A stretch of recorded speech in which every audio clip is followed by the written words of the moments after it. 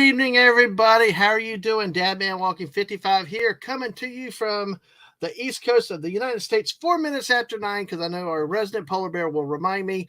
But hey, we're within 7 minutes, which is usually your employer's thing of being late or not late. So we are good because this guest is a super special guest, incredible person, and flew in from work. I wouldn't say violating traffic laws, but getting here to get with us tonight for this great, glorious time that we're going to have together. Hopefully you enjoy it. Hopefully, you all know this person, especially if you've been with me and Mark D with a C on Sunday nights. You know her. She's around the internet, does a lot of wonderful movies and reviews and talks news and a bunch of other stuff. So before I greet you guys in chat, let's bring in our special, awesome, all-star guest tonight. It's the one and only Retro Nerd Girl. Hello, Retro Nerd Girl. Thank you. That was such a great intro. Oh, well, you're welcome. It's well earned and deserved. So how are you doing tonight? Good. I'm just got home from work, and so I'm like, yeah, let's go. I have a lot of energy, so it's like I'm ready to go. All righty. Well, yeah. Hey, it's always good to see you as always. And how are you tonight? It's going to be a hectic week. We got some things kind of had to juggle up our programming later in the week, some personal stuff this week and the next week. But hey, we got that coming down the road. But we got some Fortnite I'm going to play with the missus a little bit after the stream, and plenty of other good things to stay up late for a few nights. And just I'm a little bit all over the place. We actually have something we do at night, sometimes called Late Night with Dadman and Friends. When you get a few people together, and we call them the squirrel streams. Okay. And it's the squirrel streams, and basically we take any topic or numbers of topics. We sometimes can do 20 topics. Ooh. In about 2.5-3 hours. We call it jumping tree to tree, nut to nut, and we adopted the squirrel as kind of like the unofficial mascot of the channel. Nice.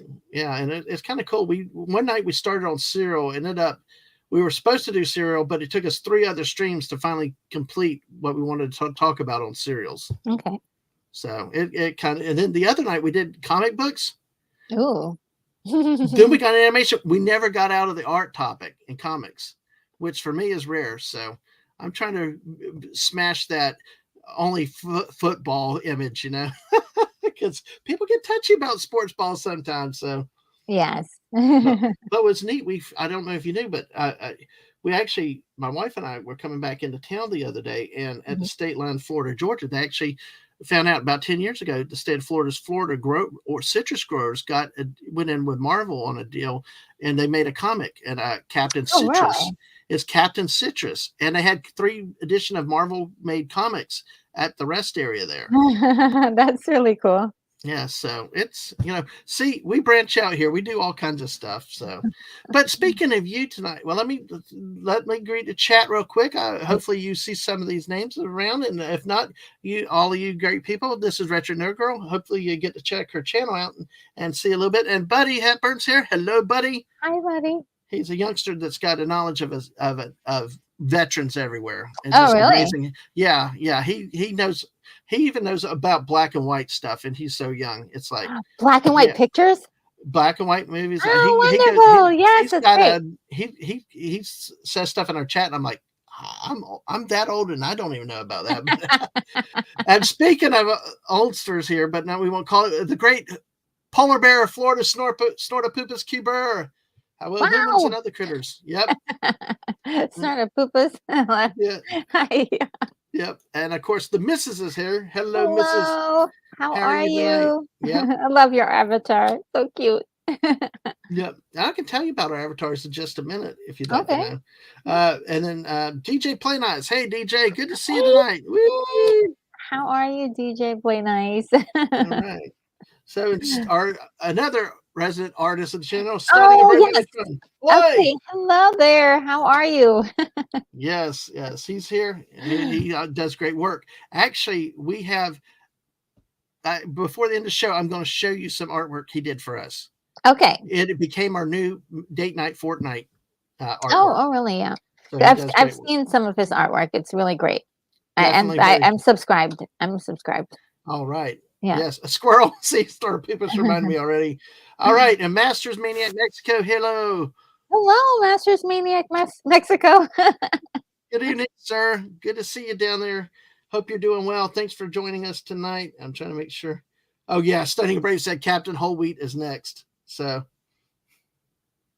oh gosh, Snorter Pupus says, "See, this is the wonderful chat we have. Just keep something ready to stuff in Dad Man's mouth if he starts singing. I will not sing tonight. Okay, I promise." Okay. Oh gosh, he's telling me football is only a myth. Yeah, that I run a nerd channel. Well, we nerded out on Sunday night. I will say that. And she says, Oh. "Thank you." And he's an artist that mastered the disaster. So, all right. And there's Retro Nerd Girls link, the YouTube Yeah, channel there. thank you. Absolutely. So, are you only on YouTube, or do you do any work on Twitch or the other platforms? I'm just gonna try to master YouTube first, because it's just too much. I do have ADHD, but I don't. It's more like topics and things, but when it gets to be too much, I freeze up. So Mm-hmm. it's like I have to be very, very careful what I do. So I'm just going to concentrate on YouTube, and then maybe later on go to those other locations, because it just really is like it's a lot. There are a lot of platforms that you could go on Mm-hmm. to reach out and spread your content, but I think YouTube is the one. It's got a great model for monetization. They actually take care of you on the channel. There's some things to complain about YouTube, and we could get into stuff like that. But on the most part, it's one of the nicest platforms that you could be on, I think, as far as I can see. I agree. People ask me about all the others, and I'm just sitting there like, I can't do it. I do YouTube and Twitch together. They're actually fairly easy to do together. Oh, okay. But especially through StreamYards. Mm-hmm. So Are you finding that Twitch is easy? Is it helping your channel, or how does it help you? well, it's been more for me personally as a second avenue. It's not Okay. really been one that I've got over 120 followers though already. Okay. A lot of growth, but most of my viewers are still from the YouTube side. A lot of it Yeah. was gaming at early days and stuff like that.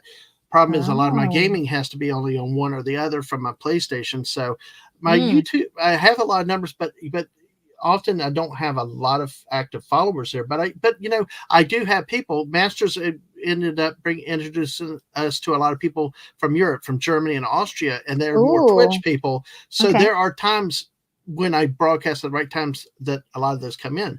The missus has done really well. She already got monetized on Twitch and has Ooh. like about 80 something followers over there, and Mm-hmm. she has between sometimes around 10 people watching on Twitch. So it's a good platform if you work it, and it's easy to use, especially through StreamYards. But we've so it's kind of a mixed results. Most of mine has been on the YouTube side, but Okay. it depends. It's an easy platform to use with the I'm gonna StreamYards. write down Twitch because that was offered to me by somebody who was a lot younger than I am, Mm-hmm. and he was like, "Why don't you just get on Twitch?" And I was like, "I don't know how to use Twitch."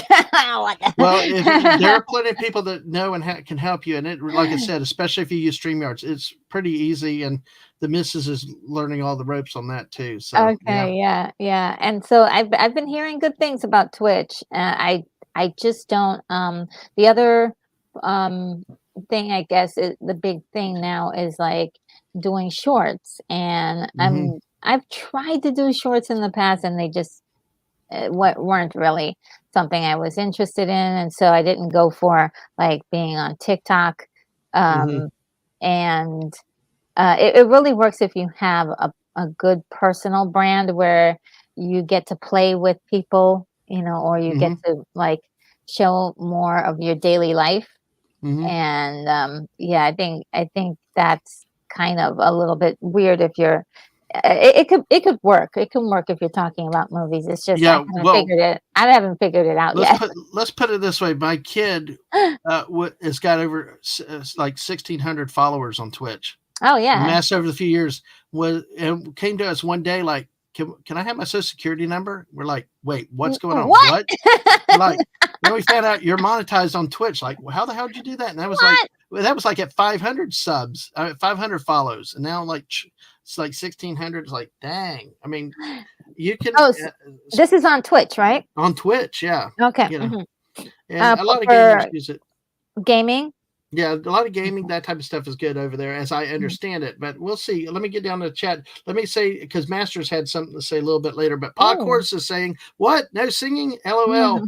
I had him in tears last night. We were playing Fortnite together, and I thought he was going to lose it on here. So, and Stunning says, "Thanks, Retro. You are looking divine today." Oh, thank you. Oh, there thank you go. You have a raid on Twitch. Oh, I have a raid on Twitch. Oh, wow. Speaking of that, A raid. Ooh. raid.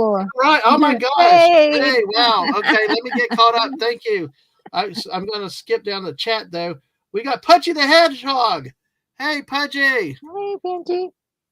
Pudgy's raiding. We got Wade over there on that side also too, but we got a raider from Pudgy the Hedgehog. Pudgy the Hedgehog, good to see you.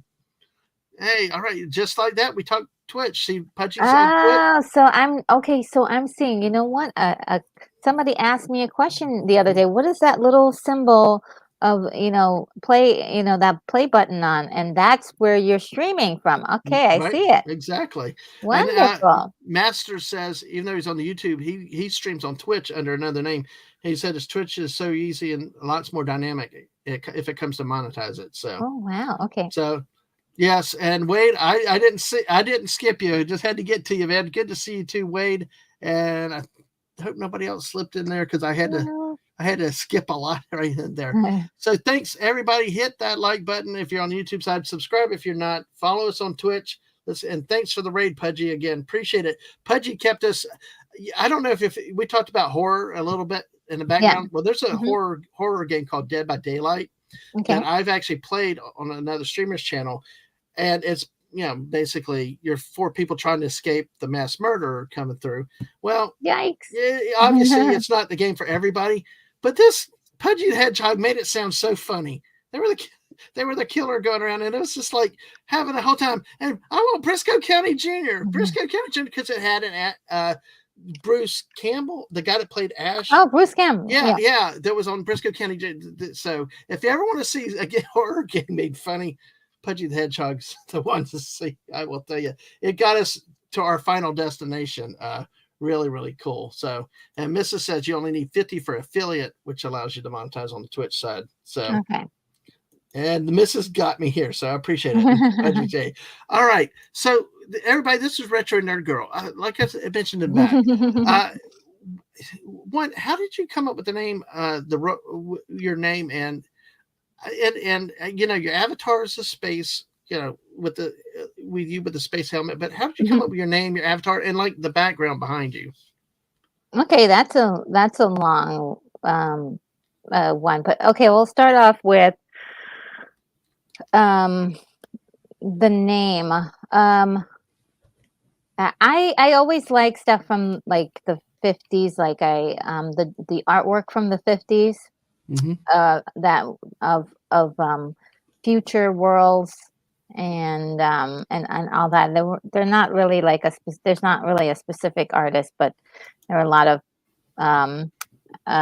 sort of art from the 50s that looked like it was from the future. And it was really cool. I was like, was that how the future was supposed to look? Yeah. And so, like the Jetsons, like is that supposed to be the way things are supposed to be now, but we changed the timeline. And so I was looking at some of the old artwork and thinking, hey, it stems from like wanting to put together a web show and also to make a movie. And I'm still playing around with that project, but I was like, yeah, the 50s style sci-fi really is very interesting. So that was kind of where I got a lot of the inspiration from. I definitely knew I wanted to have a channel that wasn't, at the time you couldn't see my face, so I wanted it to be a faceless channel until I got to the place where I am now. And also I wanted something that looked like me, but also um, was um, described exactly what I did. Without saying I'm interested in movies, but told of like I'm somebody who's into older stuff, and I'm a girl, and that kind of stuff. So there's a YouTuber called his name is Andre, but he had the name of his channel is Black Comedy, something Black Comedy. But and I can't, let me see if I could find the name, but he doesn't do many he doesn't do a whole lot now. For some reason, he slowed down a lot of his Black Nerd Comedy. That's his name, Black Nerd Comedy. And so I was like, okay, well, that's a cool name, nerd. To put nerd in the title, because you know exactly what he does. He's a black guy who does nerdy content that's comedic, and so I wanted something that was kind of like that. And I played around with a whole bunch of different names, and retro nerd girl just really sound like something from those old 50s um, inspired photographs, and seemed like a character that would fit right in. And I really needed an art avatar, which I did kind of I got from a what is it? What are they called? Let me just check the name of the company, because I haven't used them in a long time. Mm. Company. Well, there's a company that has a lot of like pictures that you can buy, and licenses you can buy. And so I bought one, but also wanted to change the look of, put my face in there. So Mm-hmm. I put my face and changed her outfit and everything, made some changes. And that's how I came up with my avatar and my name.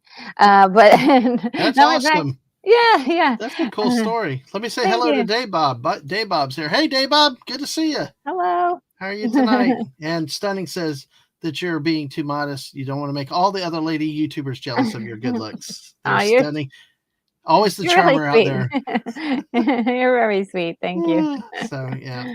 But yeah, that's neat. And the background, I guess, has a space theme, obviously. Yeah, well, I mean, from my earlier videos, I really wanted it to be an experience when you watch the video.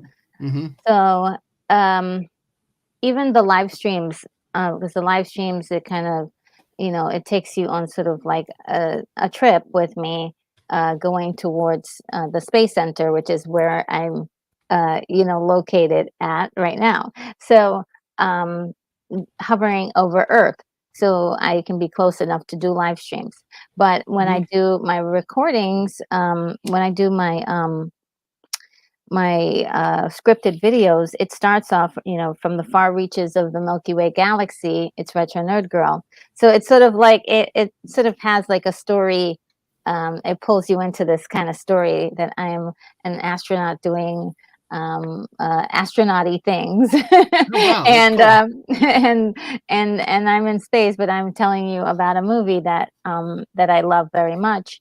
And then at the end, I'm like, well, I'm signing out, and then I, I take off on my spaceship to my next location.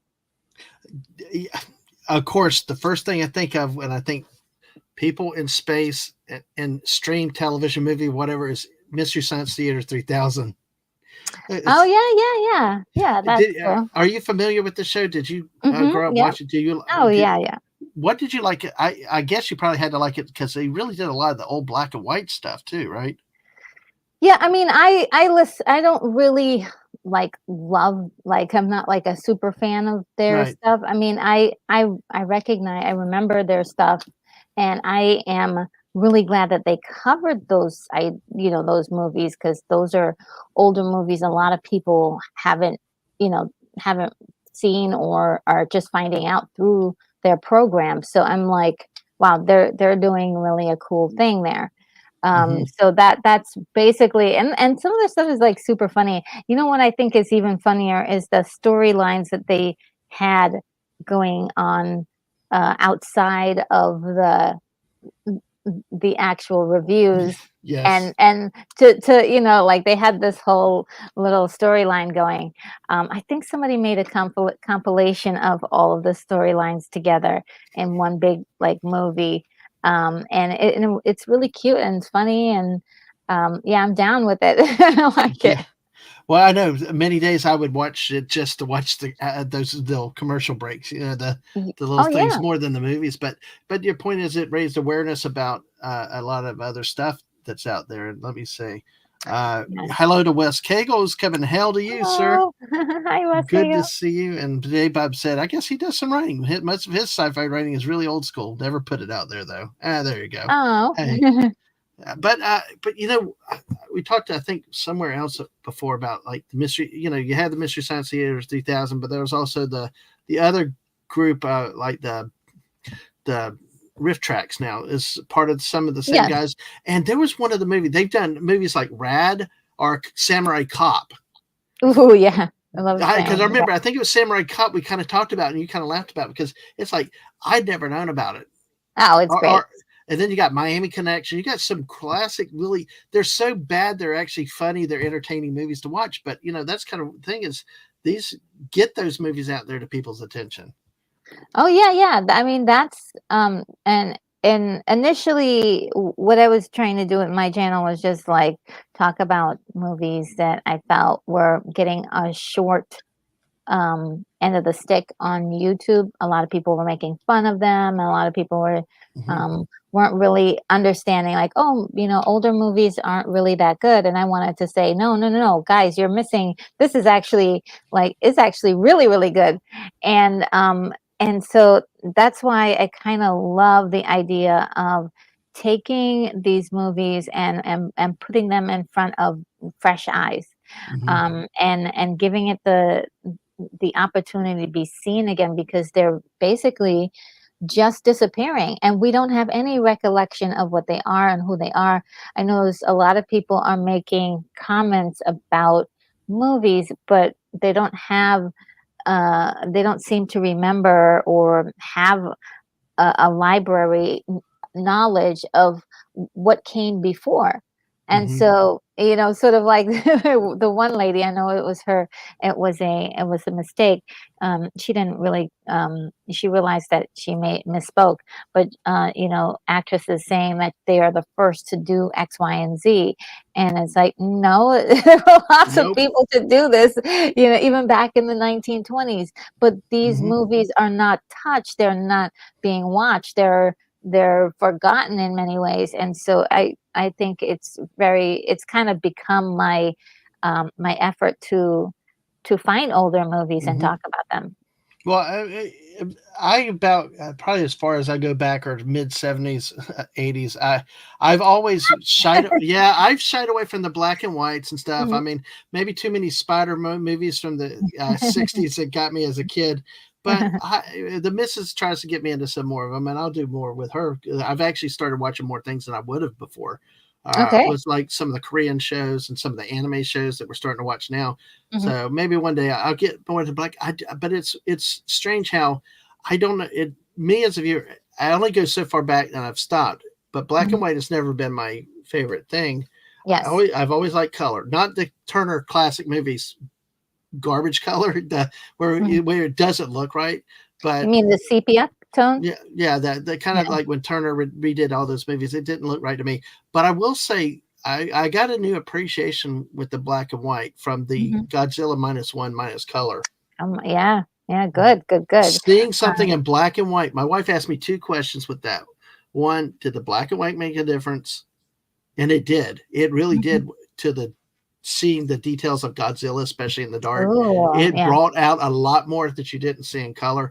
And the second was a big debate in our house is sub versus dub. She loves the subtitles. I like the dubs because I like to maybe nap off if I need to. But she asked me, in this case, did the sub make a difference? And I said, yeah. because of it being in Japan and the time period it was, having the natural language with the kaiju movie was based around World War II really made a more sense of realism and with the black and white, it all ran together. So I'm going to be giving black and white more films a little more of a chance going forward. But do you find what is about the black and white that you enjoy, or do you just love the old movies? Depends on the movie, because like a movie like Metropolis, I believe it's 1929 or 19, yeah, I think it's 1929. Metropolis is just one of those movies where I look at it in awe, because a lot of movie techniques, film techniques were created in that movie. And it astounds me just looking at all of the things that they were doing that were innovative. And this was 1929. And so, yes, it doesn't have the polish of the stuff that we have, that we know. Thank you, Snortopopus. In 1927, and it doesn't have, the sleek look of today's film, but it has the sleek look of 1927. It has what was available at that time. So it is a time capsule in a beautiful way. I love that. I love all of that.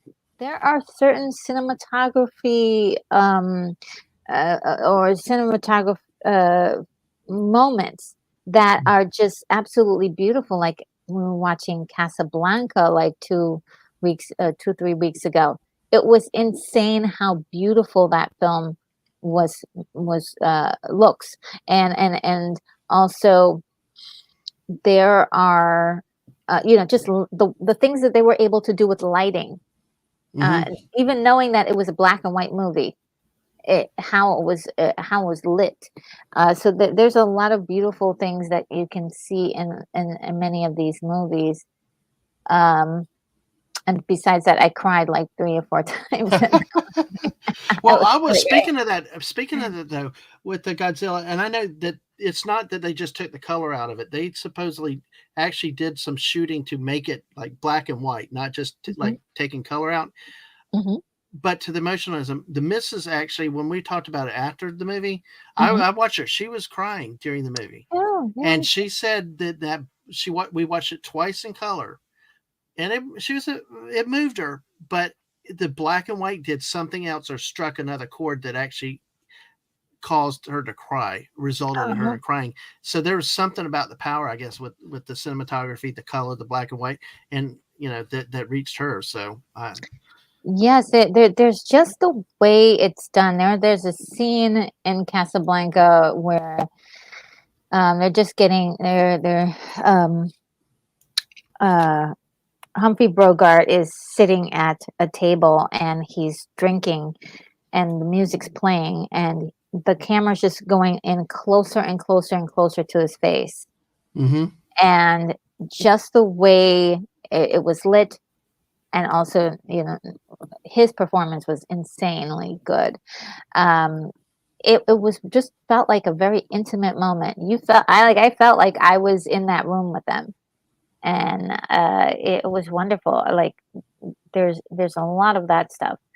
There just a lot of different ways to look at these older movies, and it really does take a case by case situation. For me, as someone who loves looking at these sort of as time capsules, it really I get such a big kick out of watching a movie from like 1930 to see how people behaved, see what they said, how they spoke. They spoke completely different from the way we speak today. It's incredible. You mentioned Casablanca, and it's a movie that I have not seen, but I think that it's supposed to come out in the theater again this year because Fathom Advents has different movies and they bring back out in the theaters during the year. I believe it is or was last year, but I'll try to see it with the missus. But like she, we had several comments. She said if it was in Yes. color, it would have a completely different feel. Absolutely. Yes, absolutely. And I think like in the 80s they were trying to put color on everything and Right, they're that was the Turner stuff. That was the yeah, Turner on cable, and it was like Turner Classic Movies, and then yeah, Gone with the Wind and color, and it was never a true color. It's more like a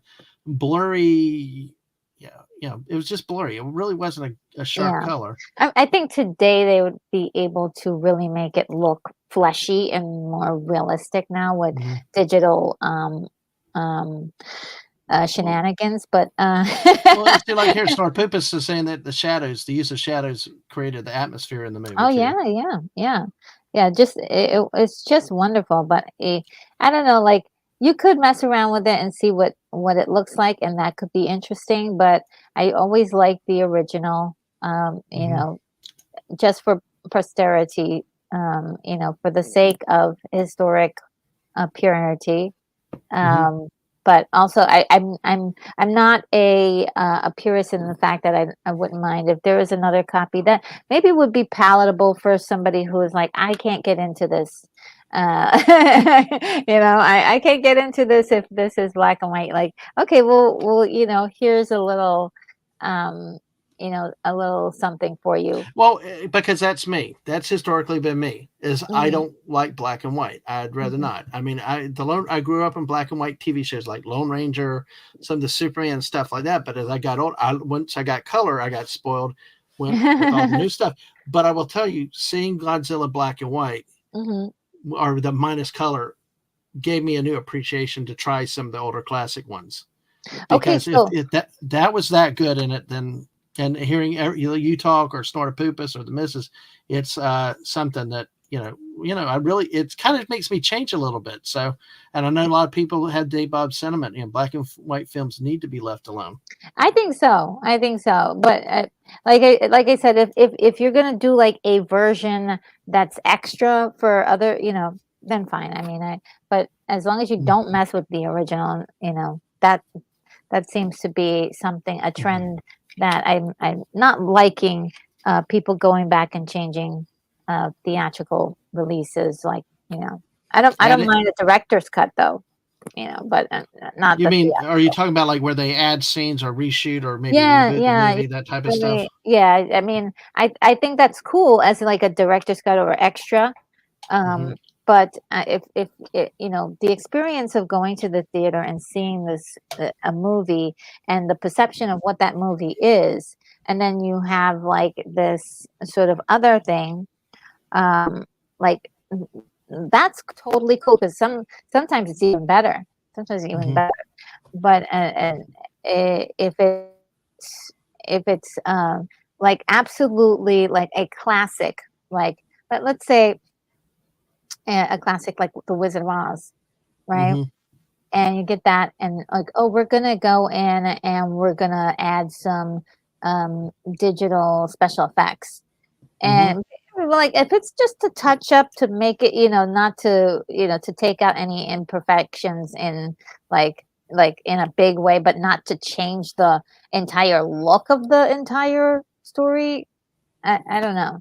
Because sometimes they need to do some changes for transfers. Like if you're they're gonna do a transfer to Blu-ray, then Hmm. they need to make some changes. But I don't know. It's a bit touchy. Yeah. Well, the missus makes a point that the first concern should be preserving the prints of a lot of these films. Yes, yes, yes. And I know what she does also is getting your hands on the physical media copies of them because That's yeah. we go through our Goodwill stores, our thrift stores, and Okay. she'll let me sit on the couch and just take a nap if I need to, but she'll spend an hour or two just flipping through. But when you can get 5 DVDs for $3, you What? know, Okay. yeah, you can really rack it. One day she went somewhere, left me at home, went to this warehouse, sorted their whole inventory of DVDs in big boxes, spent the whole day there, and they thanked her for it afterwards. And but it was like, yeah, she's got patience. But yeah, you can get a lot of the stuff on physical media, and it doesn't have to be expensive. It just, it's kind of thing. If you see it, you better buy it, especially some of the older and rare stuff. So she's Yeah. almost got 3,000 DVDs already in Blu-rays. Oh, wow. So Wes Cagle has the 45th anniversary box set of It's a Wonderful Life. Oh, wonderful movie. Comes in both black and white and colorized. Colorized is still in shrink wrap. He only watches the black and white. Yeah. Yeah. And see, Snort Poopus is right here. Sometimes the director's cut improves the movie. Yes, Sometimes you can tell why those scenes are cut out. Mhm. I just a few weeks ago, and I'm Mhm. this is going to lead to another question to you. I want to ask you about. Yeah. You know, a lot of times people either can't afford movies or they can't get out or whatever. But if you can go into movies, they locally had run all 3 Lord of the Rings extended cut editions. Okay. The same day, back to back to back. It was like $30 for all the 3 movies back to back. We actually had intermissions. I did that. And to Snort a Poopus' cut, the director's, if you want to call it director's cut, extended version, whatever, I thought that it made the Lord of the Rings trilogy even better. It filled in a lot of the holes. It gave more of the stuff from the books. Now, it didn't have Tom Bombadil still, but still, everything it seemed like that they added, it went from like probably 9 hours to almost 12 hours of watching stuff in the theater, but it was worth it. It was worth it to see it sequentially, but it was like everything that they took out actually made the movie better. And that, I think, is a tell to the movie making, a credit to the movie making, when they can take out those things and still have a good movie as it was. But then when they put them back in, it doesn't hurt the story. Because I've seen director's cuts where it's like, why did you bother? You know? Yeah. It's a good thing it was cut out. Mm-hmm. Yeah. I mean, for whatever reasons, you know, sometimes studios or just like, oh, we need you to cut out like 20 minutes of this movie, or but, you know, you've got a nice 3-hour movie, can you cut that down to 2?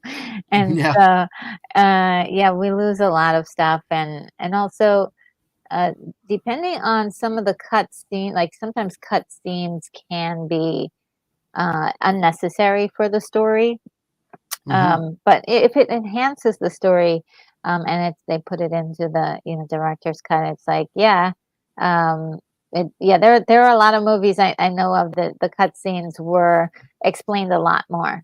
They explained a lot more, but I just was impressed because somebody told me that it was going to be almost 12 hours, and I'm sitting there thinking like, oh dear, what did I get myself into? But it was good. It really was worth it.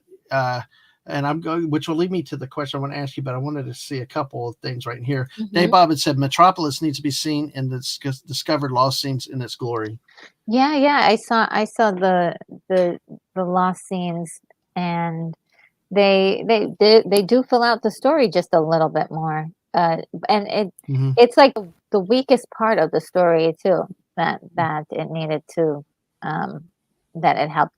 And I think that if memory serves me correctly, they cut it out because it was like mass produced, and so they wanted to get more seats in the theater. It was like they wanted to make sure that they could have more showings of it, right. And so they cut it down, and then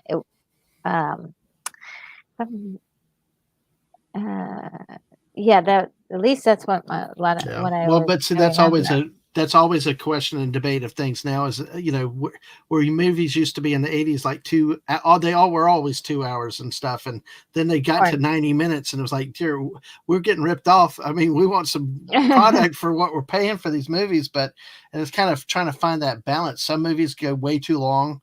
Others are like, please, you take 20 more minutes and fill in the blanks for us a little bit. So I mean, my thoughts on that is that a movie is as long as it needs to be, and sometimes I'll watch a movie that's 3 hours and it's really good, and I'll watch a movie that's an hour and 9 minutes, and it feels like it's such a slog. Like you're just like, when is this gonna be over? Are we there yet, Dad? I know. Exactly. See, some of the movies that have been quickly, been okay. But then some of the longer, I was like, please, let's get rid of this thing. But some of the longer ones have actually, please keep going. So, Yeah, and so this is pointed out for the longest time they were not longer than an hour 45, so an extra showing could be added.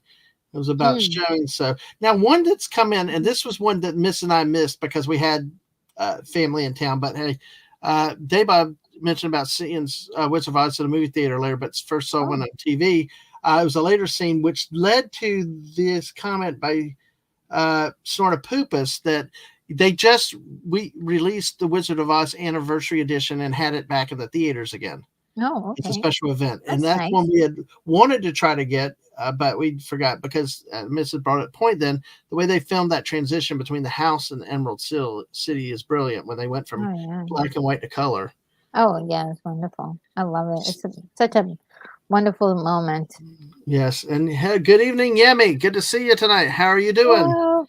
We got our wonderful guest, Retro Nerd Girl, here tonight. So if you got questions or points about black and white movies or any movies, we'll try to take a shot at them. So, standard time within the standard 2 hours time slot for that.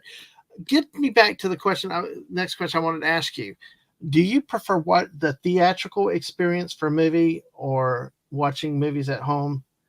As any general rule. I think when I was really younger, it was really special, and it was wonderful for me. I loved it so much, and because of the financial burden, and also I'm actually in a place where I can't get to a lot of theaters, and so I don't get to see a whole lot of them. It's sort of like the luck of the draw, and also they do play a lot of older movies. So if I can, but I just don't have the time and I don't have the money.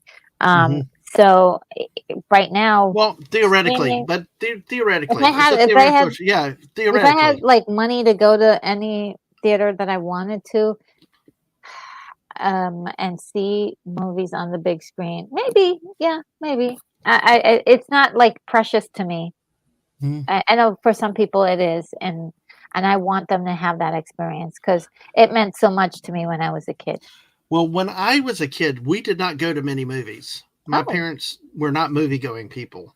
They did a little bit, a couple when I was older, when they had friends that went to movies. But even as like when 2020, when Florida, where we are, we decided to reopen things. We barely closed.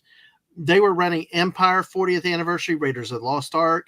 Nice. Movies that I only saw Empire once or twice in the theater. I got to see that 3 more times. I got to see Indiana Jones, Raiders of the Lost Ark twice. I'd never seen that in the theater.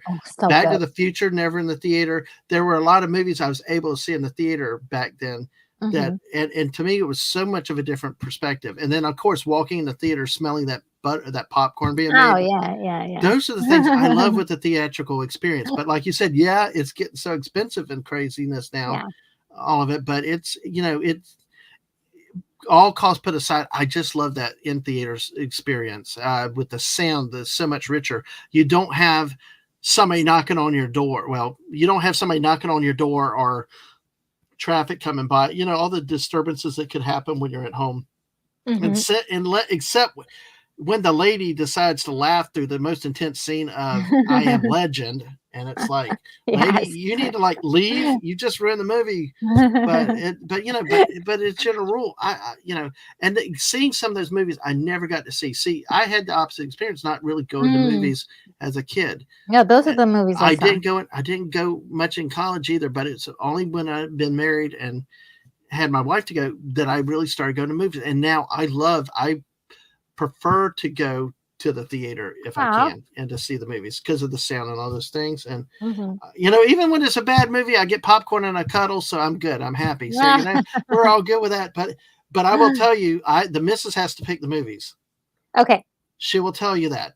That's when the I right insist thing on to do. going watching it, we watch Ant-Man and Wasp or The Flash or The Villain.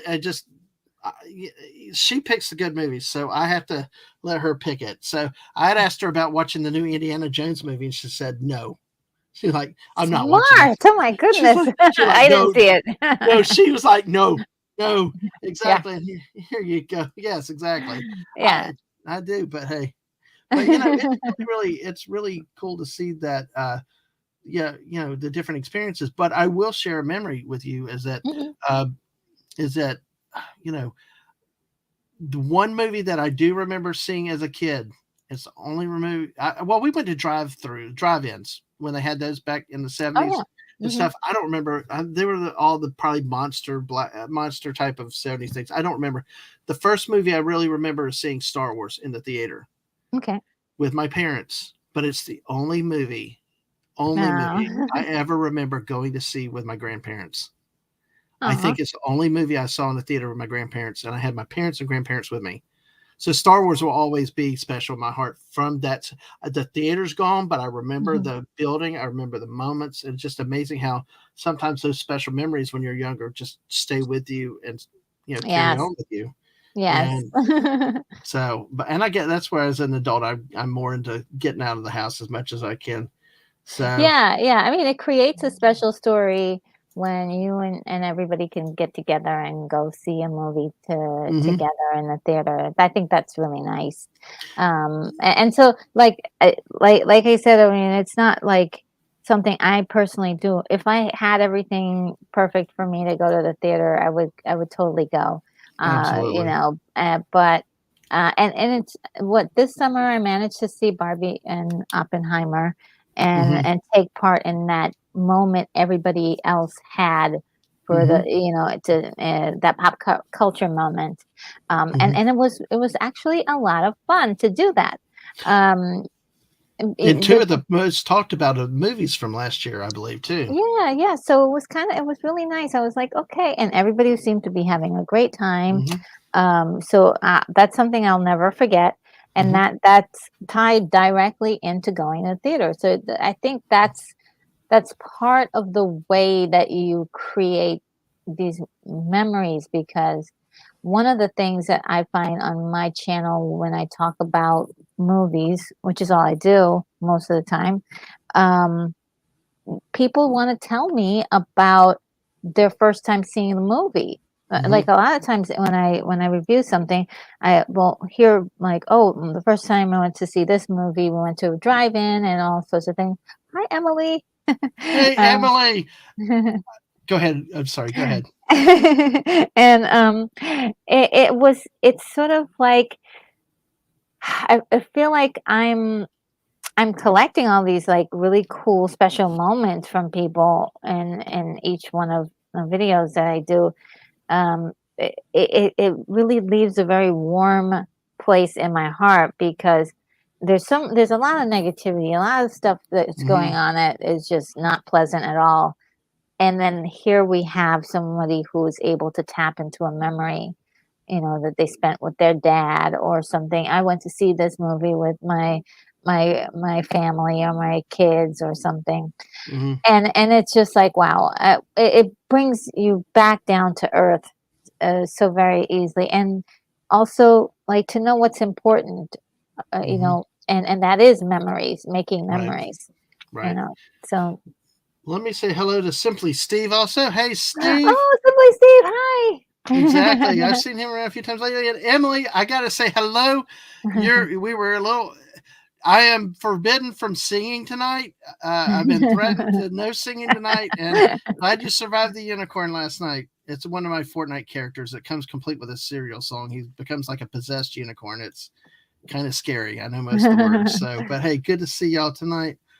Absolutely, and well, let's kick tires on that a little bit because those are two of the most talked about movies last year. Of course, Mhm, Oppenheimer had a lot of the controversy because with the thematic, I mean, the material it's dealing with, mhm, kind of a controversial program and stuff mhm. like that. But also Barbie was a movie that really was polarizing and a lot with see right there, snort a poopus. No unicorns tonight. I promise. But the Barbie movie had a lot of detractors, a lot of stuff on both sides and stuff. Mhm. My wife actually decided she was going to say, when she picked a time when I was out of town with my kid, and she went on her on and she actually liked it. She thought it was a good movie Yeah. and like it. And one things that we do around here is we tell everybody we're an open forum. We don't Mhm, like we're not an echo chamber. mhm. You can allowed to say what you want to, and you like it. All opinions encouraged because, like, Masters reminds you, I went and saw the Marvels. I liked the Marvels movie. Oh, really? I thought it was an okay Wow. movie. But then again, I don't have a lot of the comic book lore history. I don't have all that into me, so maybe that's part of why. But see, the thing is go watch a movie, make up your own mind, because many times I've been told it has all these things in it, and then you go and you watch it, and you're like, I didn't see it. I don't know what you're talking about. And like, to the point with the missus, she liked the Barbie movie. And it sounds like, did you like the Barbie movie overall? I absolutely loved it. I thought it was brilliant. I could see so many different layers in it, and from a film perspective, it was just like, wow. It just felt like somebody who really knew film created this movie. And so, yes, I really did adore it. And I did do it was really hard for me to do my review because all the way through it, like at least the first part was like people were fighting me as I was trying to tell people how I was feeling, and it was just wild. But I mean, look, I can't help it, but I did like it and did see some things in it that was brilliant. Oppenheimer, I felt, was just absolutely insanely good. And a lot of the areas where people were having problems with sound, and that was a thing that people were really not getting, was his use of sound in the picture. And for me, those were incredible moments of really feeling like I was inside of the character's mind when those moments were happening. So I felt I felt that was really inspiring filmmaking, and the use, both of them were less than $100 million to make, which is like, I mean, is really kind of unheard of now, because every single budget to all of these movies is always $200 million, $200 million plus. And it's like, and they're all shooting for that $1 billion goal and not getting there. And you have these two movies that are just like, are just using a lot less money to get produced, and is doing great numbers. So, well, that's similar with Godzilla -1 is the fact it was like a $15 million budget or some ridiculously low amount, but look how popular it is worldwide. It's insane with what they did, and the quality of it is just definitely better than Ant-Man and Wasp and Flash. My wife and I reviewed Cocaine Bear on a stream when it came out, because we like goofy movies like Cocaine Bear. And she was pointing out the CGI was better than in the Marvel movie for that. It was like, wow. Like, yeah, we just wow. But in a case of a cheaper movie that just had fun with it and struck a chord with a certain segment out there that was just fun to be silly and to have fun. Simply Steve. I was actually on Sunday Night Geekery with Mark D with a C and Clobby there, and Mark. I think Clobby took it well. Mark was the one that I heard the physical inflection or sigh or grunt, because it was like, what? Like, but not the best movie. But I will tell you, it did not have as much of the political stuff. At least to me, it didn't come off that way. And I was entertained. It was a lot better than The Village, one of the world's worst ever movies ever, but at least in my opinion. But hey, like I say here, everybody has an opinion. Your mileage may vary. Now, Dave Bob actually, see, my kids were not born yet, but that's a good thing to see the first 3 Star Wars movies in the early 90s, because I remember when we did that, and it was back to back to back. We actually bought 3 different tickets and watched them in the day. But he wished they hadn't been, and I agree, wish they hadn't been edited, but glad they still saw it in the theater, though, at least not the original version. And Greedo, Han shot, not Han shot first, Han shot. I remember that even without having to watch it again. But yeah, exactly. So the changes that they do and things like that, which is another case that the Star Wars new editions were one of those. I think towards your topic about leave the original alone, bring it forward. Now Lucas said supposedly he wanted to fix some things or do some things that they didn't have the technology at the time to do. But Yeah, there were moments that were really Yeah. amazing in that he fixed or he accentuated, and the Death Star, not the, it was a Death Star explosion was Mhm. really amazing, and Right. the blowing up the planet Alderaan, that was incredible. Mhm. But it when it came to adding a special scene with um Jabba the Hutt, I Right. thought that scene was very um, uh, Well, awkward.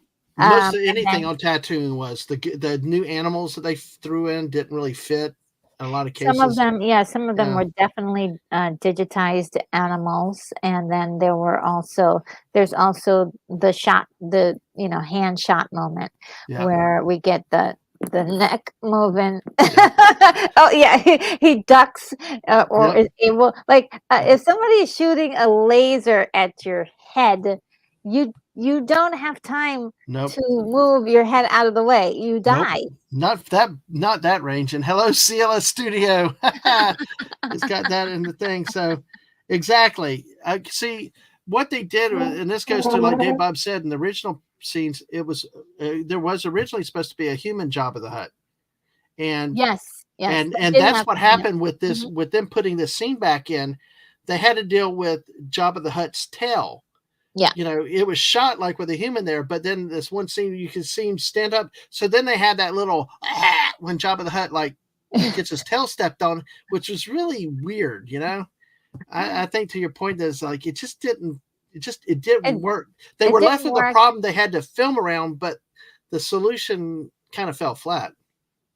Yeah, I mean, I think it would have been better if they had tried to do it as Yeah. a just refilm it and Mm-hmm. have it be an audio or Yeah. a hologram. Because Um, see, Steve hits the point there because there was that communication that we didn't get in the original movie to have the Han and Jabba talking directly in the mhm. hangar about, hey, don't mess with me. You got, to quit dropping your shipments. It's a conversation that I think really added to the movie. Like Yeah. one of the problems I had with the Lord of the Return of the King in the theater is having read the book, they did not do the mouth of Sauron at the gate, but in the extended version they did, which I thought was a much needed scene for the Yeah. movie. And like here, this actually helped having Jabba confront Han and there, and we got our first view of Boba Fett too. Yes. The problem with that, which is it, I know we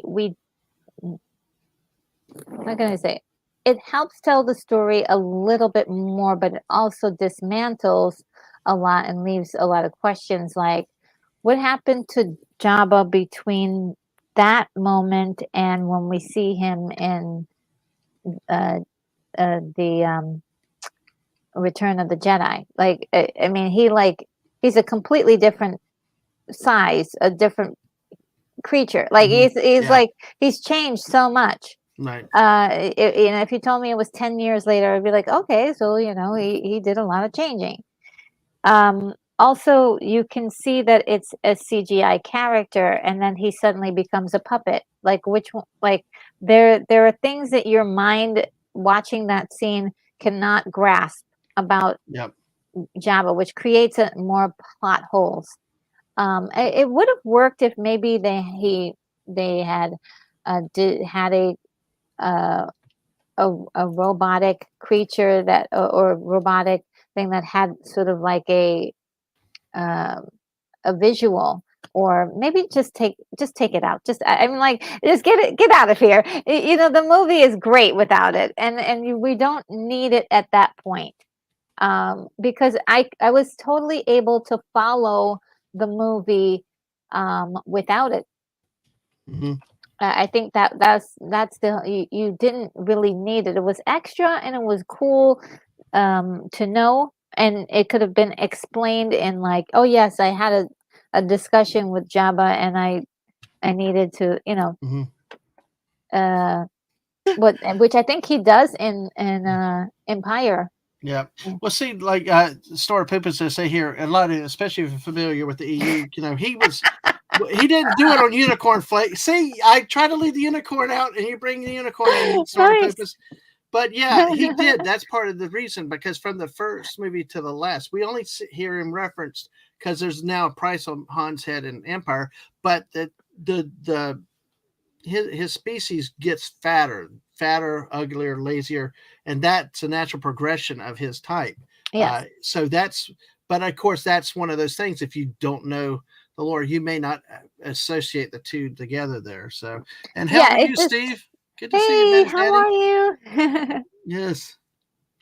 It still doesn't the speed in which this happens is just isn't really. And that's the thing. See, it's like me with talking Star Trek with people or Marvel with other people. If you know the lore and can explain it, then yeah, it would make sense in that universe. But yeah, well, one of the worst problems I ever had was with a movie was John Grisham is a fabulous author. Mm-hmm. You know, I'd grown up hearing about The Firm, how great of a book it was. Well, I never read a book. I'm not really a reader by choice, but I went with friends to watch the Firm in the movie theater. Okay. Now, I don't know what you think about Tom Cruise or what his movies. I'm not so hard on him. I like some of his movies. Oh, I like him. But The Firm was so bad of a movie. The biggest problem I had with it was logic. Like you were talking about, how did this happen? Well, I'm like, yeah, what lawyer can walk into his mobsters and say, "Hey, Mr. Mob guys, I'm going to rat out my bosses, your attorneys, but I cannot talk about you, but because of attorney-client privilege." I'm like, you'd still end up in the river with that, or going to the FBI guy and walking away. There was too much. It was one of the first movies I ever wanted to walk out of, but I was not driving. So I learned from that. I must have had a coma or something, because I remember watching the movie. I don't remember. I don't know what I can't tell you what the story is, except for there's like something happens on a beach. They retired to a beach. They retired to a beach. See, that's how eventful it was. But basically, I hated that movie so bad, I went and bought a book and read the book and loved the book. Oh, wow. But then on the other hand, another Grisham novel, The Pelican Brief, I read beforehand. Okay. Was too much like the book, because I could see plot jumps. I could see holes, and I'm like, and the only reason why the scenes made sense to me is because I had read the book, because they were literally so much like the book. And I don't think, and I think that gets to one of the things is, I don't think you can ever make a movie just like a book. I think you do have to have some wiggle room to make it acceptable for audiences. Because what I say with the Star Wars, I see Steve and I we'll have to have an argument one night about that. We'll have to have an argument about that, Steve. But it just was one of those things to me that like the Star Wars universe. They said they did not have materials and all that stuff. I understand not doing a straight word for book expanded universe movies going forward. I get that. I understand that. But I do think you could have kept the spirit of keeping it being the Skywalker bloodline. Yeah. Maybe having some new characters of grandkids with the originals, give them the send off, move it to go, and create new adventures, but you stay within the bloodline. You keep it to what made the core of Star Wars, which was Anakin Skywalker and his descendants. I agree 100%. Versus some people may think that just because you're an EU fan, you want it all like the EU. I think that could get boring too, or lose some people actually. I mean, but there's Mark Hamill's right over there. He's like just chilling, and he's a little older. They couldn't do anything with him. I mean, I don't understand. I didn't. Yeah, or the fact that you have to, or that you have to get rid of Han Solo just because the actor hates the character. Yeah, I mean, look, he didn't have to, they could have written him as being, somewhere else, or arrested, or something, anything else except for dead. And well, as I understand it, that they signed them all to these contracts, but I guess the one way that they had to get him to sign on was that Solo had to go, and it's still very disappointing because he never read the books and all. Han Solo became such a legendary noble character in the EU. He had his flaws and Mhm. stuff, but he Mhm. did so much for so many people. And honestly, talk about on screen deaths. It was like he had just a nondescript, meaningless. The way he was killed off on screen was just Yeah. like anticlimactic, not worthy of a It was hero. an insult. Yeah, it was an insult to the character, and I think he never really did understand why people liked Han Solo. He didn't understand the character he played. No. And I don't think there are many characters he plays. He doesn't seem to understand them either, including the Blade Runner character. Uh, Which I've come to learn is a very big area of debate these days on some parts of it. Yeah, yeah. I mean, Oh, he's a great, I like him a lot. I think he's yeah. cool, and his acting is pretty much um like the same kind of acting. You know what you're gonna get from him. He doesn't have a large range of acting. So he I think he never understood why people liked Han. And the thing is that the reason why people liked Han is because it's a redemption story of somebody who chose to become a good guy. And he was, caught up in a world in which, um, you know, actually being a good guy could get you killed. Mm-hmm. And so he made that choice. And this is, him dying in that first movie was really one of the lowest points. But they didn't even think to put all three of our favorite characters together, but they did in the promotion, right? In all the Right. promotions, it was those three promoting the heck out of this movie. When you get to the movie, they forgot about that. They forgot about the way, Han, Luke, and Leia, how that meant so much to people, Mm-hmm. and they did not deliver that to us. And so yeah, that's why fans are still pissed. Is the opportunity was right there. If they were going to kill Han and maybe make it a noble way to go as well, I Mm-hmm. thought the sacrifice was not exactly noble, to have his son kill him like that. And the way it was done was like, yeah, you could see exactly what was going to happen before it happened. And Mm-hmm. there was no surprise to it. It was not earned. And yeah, Yep. I made him Yep. a deadbeat dad. Yeah, well, and yeah, just they undid everything he worked so hard to achieve in the first three movies. Which And they did the same thing with Luke. They dismantled him. Jake Skywalker. Yeah, it's just, but and that's what's so sad about this franchise, because like Dave Bob said here, this is a franchise that's given us so many powerful moments. Because Oh like yeah, that, the awe, and when you see that Star Destroyer and you get that triumphant music, and then the yeah. Oh, blaster sounds and that opening scene, that was, so wonderful. the time was just crazy amazing. And and then the first time you see all the aliens in the cantina, I know my Oh yeah, grandparents were freaking that out, was like, great. what's that? It was like, I but loved it. it was awesome. But see, for older people back then, it was kind of what's that? I mean, Yeah. it just was it was different at the time. It's given us so many moments. And oh God, Stoner. There was a stoner in the audience in 1997 when the ship jumped. I heard his voice under the influence of the Dells. Let us by me. Oh wow. Oh yeah, exactly. Cause see, I will tell you. Oh God, the Big Lebowski Skywalker. Oh, by the way, Mrs. said, by the way, John Grisham's birthday is tomorrow, so make sure you tune in tomorrow, 10 a.m. Eastern, and watch Morning Music with Mrs. Dadman for Oh, your daily cool. dose of positivity.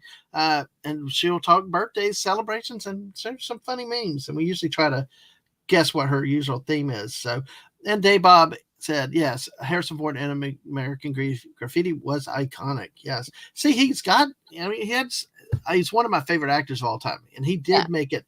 Oh, sorry, it's Thursday. Oh shoot! But still tune into her tomorrow. So you'll be. It's funny when she starts laughing and get uncontrollably. But Han Solo. I mean, Harrison Ford did great actor. Can't minimize that. Like in the book, one of the biggest heart rendering moments and really upset a lot of people in the EU was when they killed Chewbacca in the EU. But it took the Yuuzhan Vong, which were cut off from the Force, basically used nature to do things. And basically they were causing moons to crash down onto a planet to destroy the planet. Okay. Well, they were on the planet. The Falcon was there. One of the Solo kids fell off or was on the ground. Okay. Chewbacca jumped out, had to throw the kid up and into the Falcon. But there was no way for Han Solo to come down to get Chewbacca. Okay. There was no way for him to come down to get Chewbacca. It was like, and they knew it. They looked at each other and they knew it. Ooh. But the way the scene went out was Chewbacca just looked face staring the moon down, just howling at it. Aww. In defiance. That is a heroic death. Yeah. Something like that, not what we got. A sacrifice. A real sacrifice, not a mowing down. Yeah. And like, at least fight for it. Like I want to see, like, if it could have been,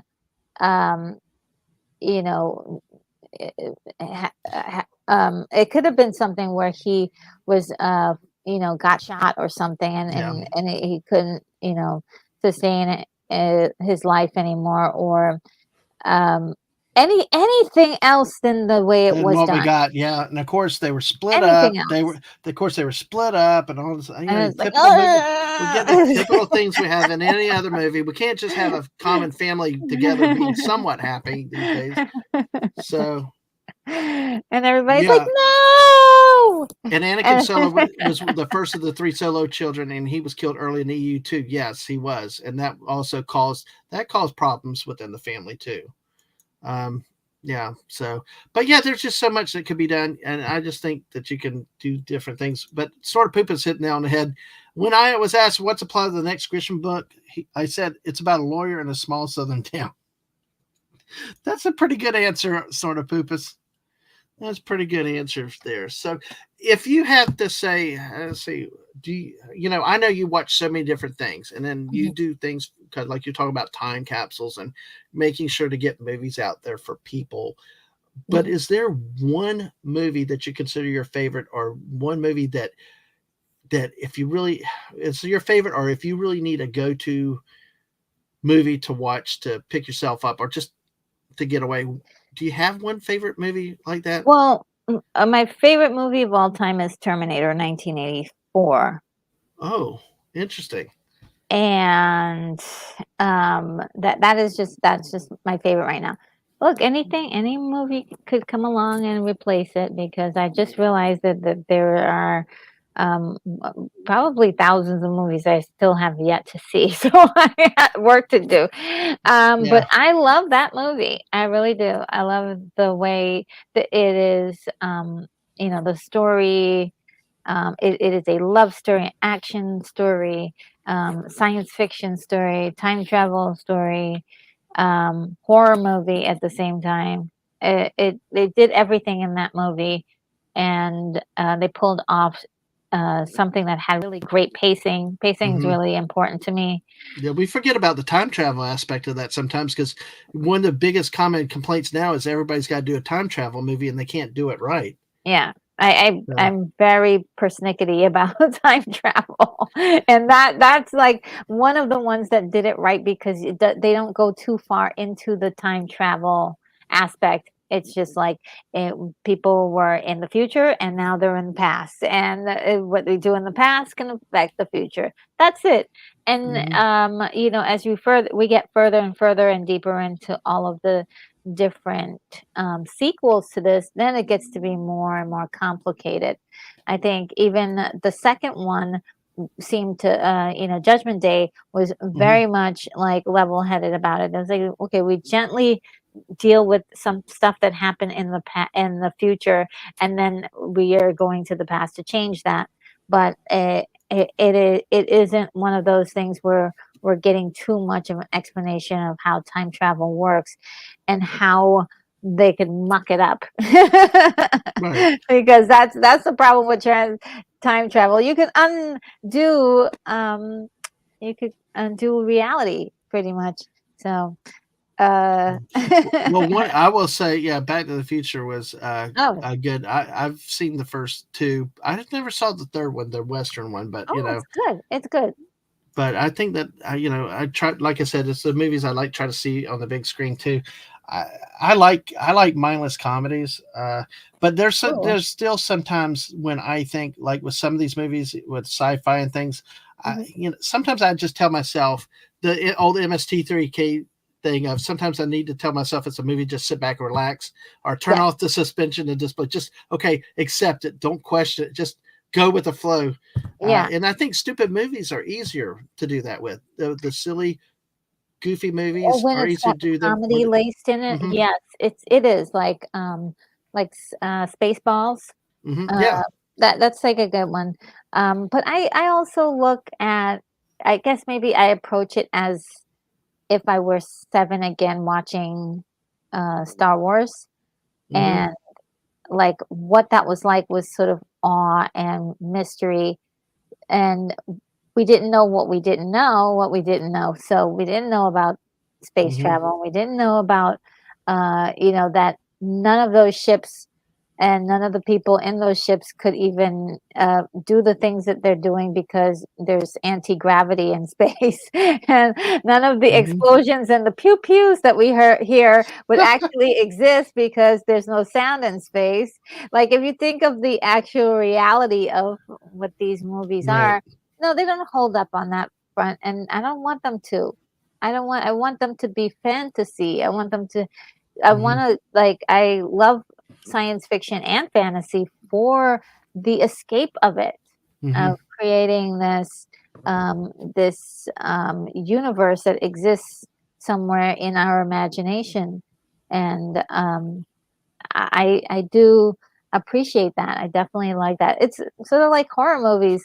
Like some horror movies are like, yeah, that'll never happen. That could never happen. And so they're fun to watch. You But we know. have Alexa now.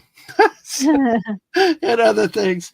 We're always joking about Skynet things all around here and stuff. Oh, Skynet. Yeah. Yeah, yeah. But all the stuff that's getting modernized technology, the way technology's doing stuff for you now.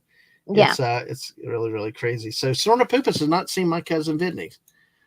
That is actually a good one to watch if you ever get a chance to, especially seeing Fred Gwynn as the judge in that. That was just I'd go back just to watch the judge in that movie. Mhm. So fun. Two Utes? Like what's a Ute? So great movie. So It's been a long time. I've seen it ages ago.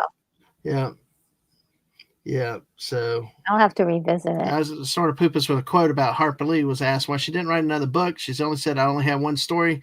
And some authors who never learned that and keep trying to milk the same plot over and over. Ooh.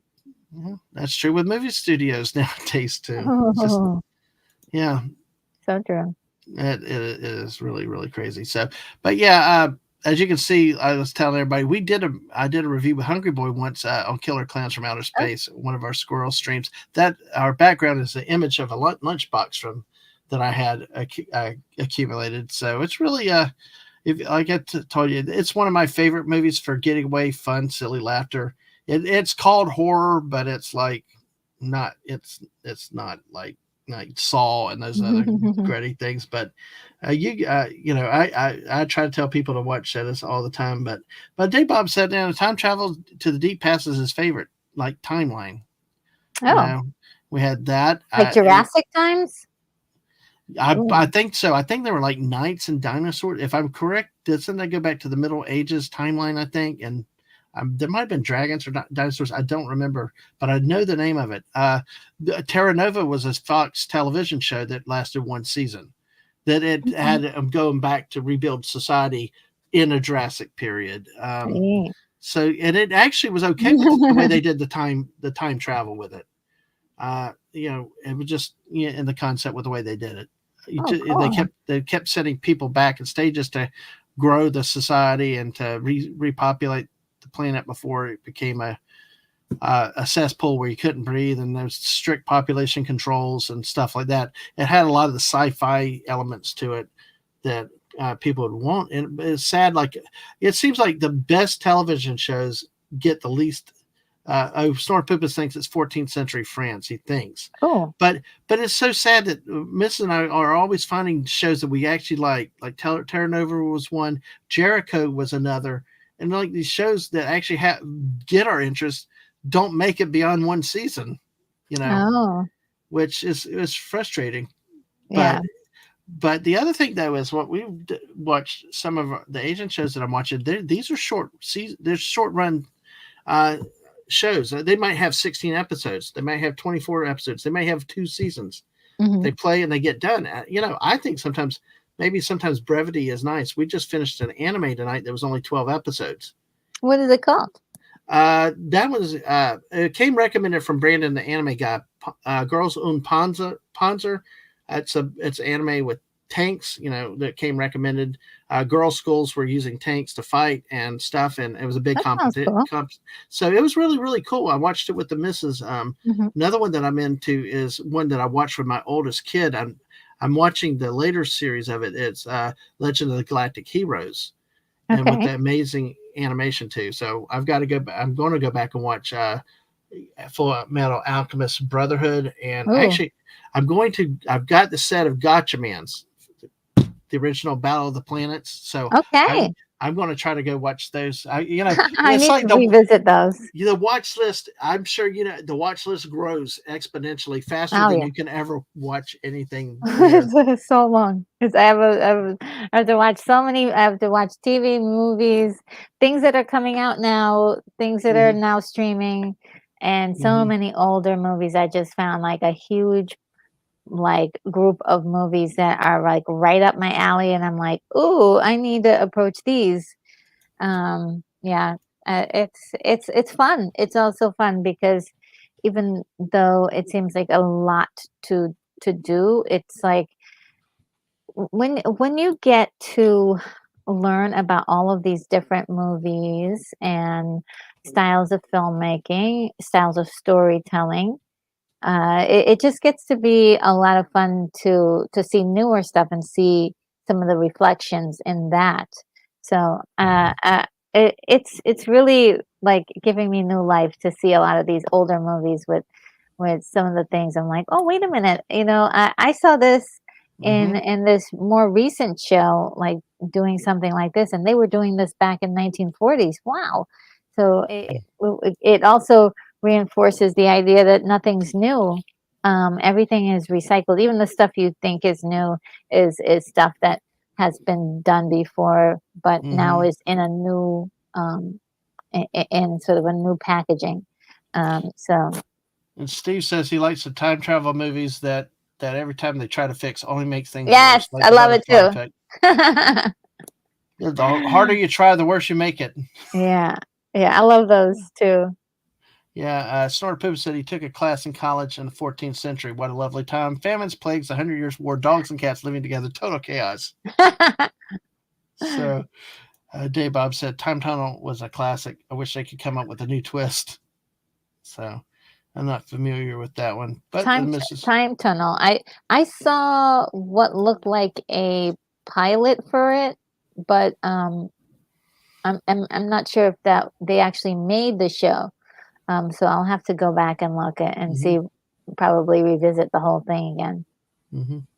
Well, I put something to you in the private chat, but Oh, basically, sorry. I just want to see couple things I want to talk about. Ghostbusters 20. I'm not going to talk about that Ghostbusters tonight, but Ghostbusters Frozen Kingdom's coming up in a few months in Okay. March, and Hmm. it's what we're thinking of doing around here is actually talking about each of the Ghostbusters movie leading up to the release of it. Because Oh. are you a big Ghostbusters fan? Um, I would say I'm good with the first two. Mm-hmm. Um, the first two movies. I never saw the newer one. Um, Afterlife.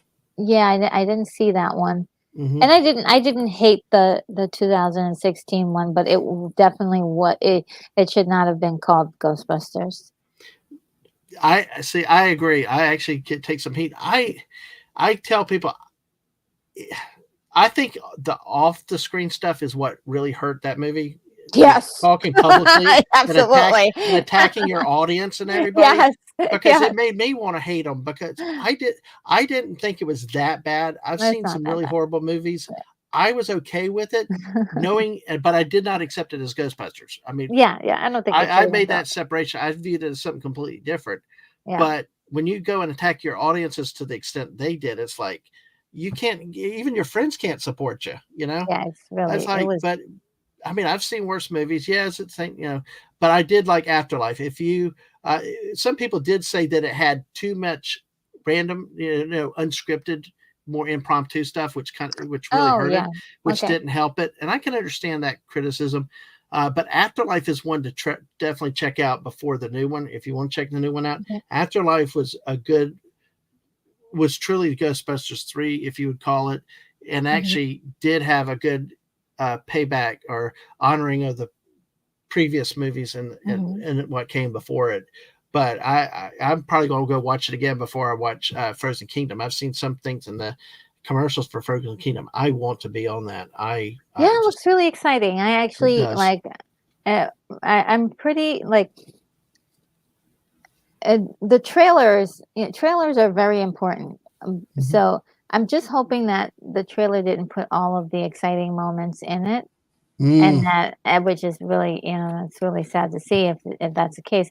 But also there were some really cool things to see everybody together again, yeah. and Venkman. I love Venkman, and he actually seems to be excited to be there. So I'm like, Yeah. yes. Well, eh, see, you're like you said, the trailers. The missus and I, when we're in the movie theaters watching them, we do the Roman Emperor thumbs up, thumbs down, and really, it's like thumbs down really quick when we know it. But what makes a good trailer? Because see, that's always the risk, especially with comedies. We're always looking at each other. I hope that's not all the movie that we just saw, because so many times it happens. yeah. Well, I don't know if I have not studied trailers Well, enough not to. studying. No, you as Yeah. personally, what do you like to see in a trailer? How much? I mean, what kind of There's trailer gets your interest? Okay, so there has to be some mystery. There has to be some um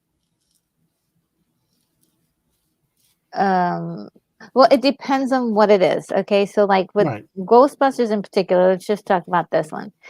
Okay. Based it on the fact that this is a movie that is part of a huge franchise, beloved franchise that I had seen when I was a kid.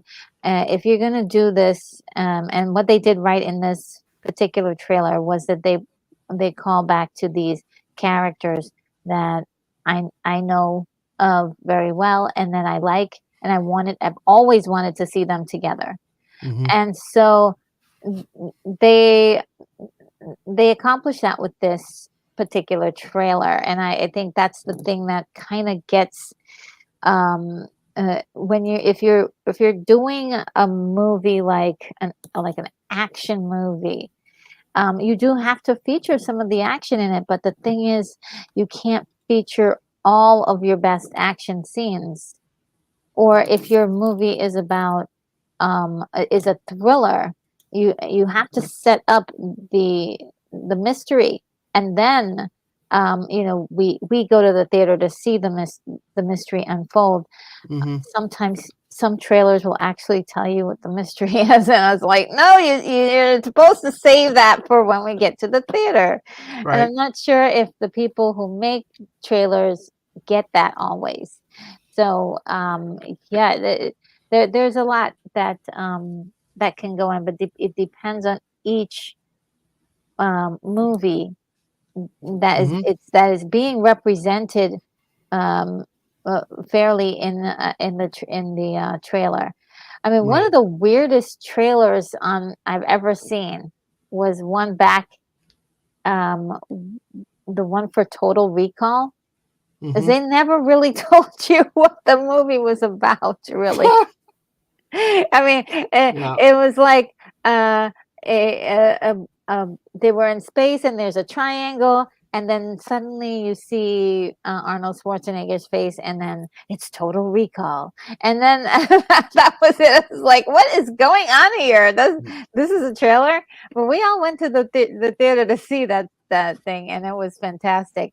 That's another one of my favorite movies. And yeah, it Yeah. was.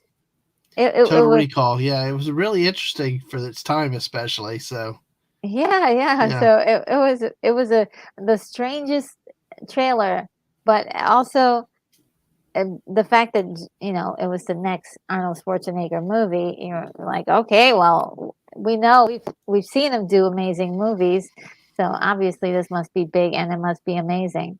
So yeah, so the trailer did its job, got you interested, and you went to watch. Yep. yeah, one day sure did. There you go.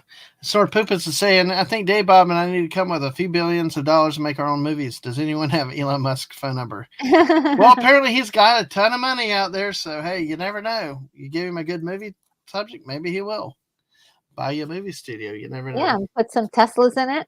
Yeah. Well, I wanted to go back to something you had mentioned about the missus and her avatar here. This nice little doodle here. Well, what happened was we started off.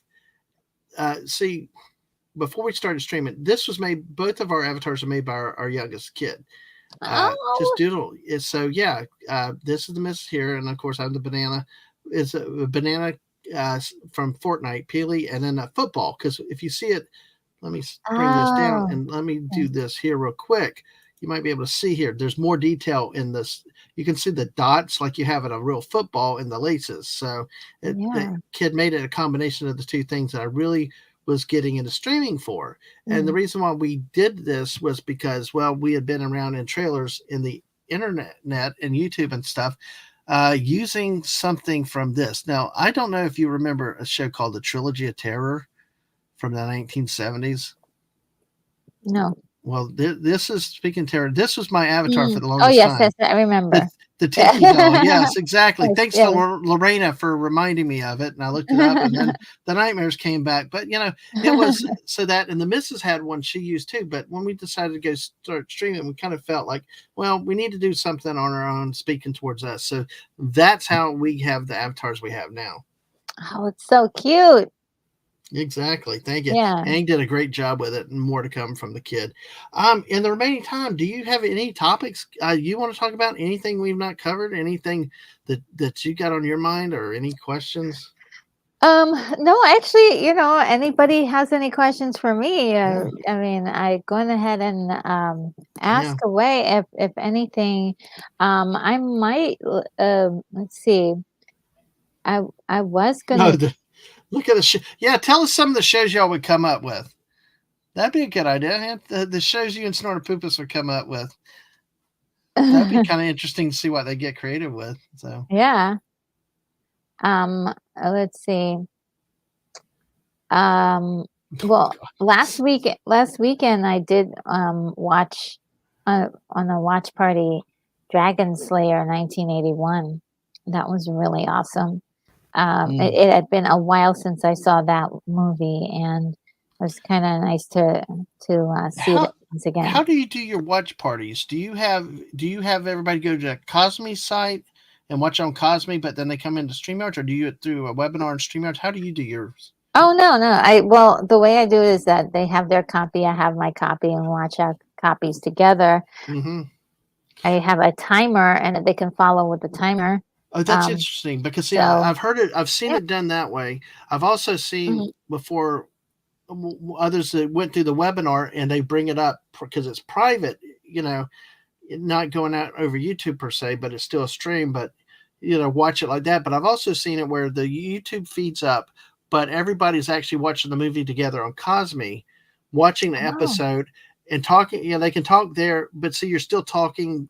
The panel's talking through StreamYard or whatever over YouTube, but people can actually type chats in stream in YouTube or on Cosme. So it's kind of an interesting thing. I was just curious how you did it. That way you get out of having to sync everything. Mark D with a C does it when they do some of their things on Thursday nights and stuff. He runs it through Cosme too. So what is Cosme? How do you spell that? KOSMI. and it's streaming. Basically, you can watch something, create a party, people can come into it, and the other more. That's about as simple as I can explain it because the missus is my IT person, so. Okay.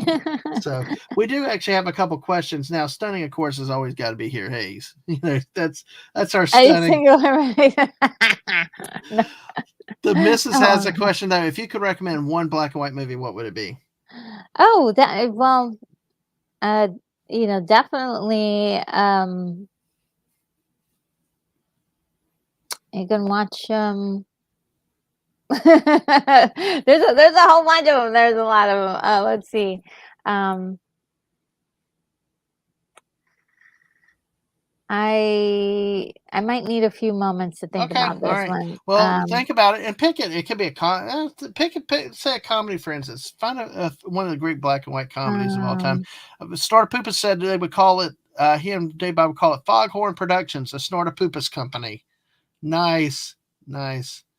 Snortopoopa said to Mrs. The 1937 Prisoner of Zenda is what he would recommend.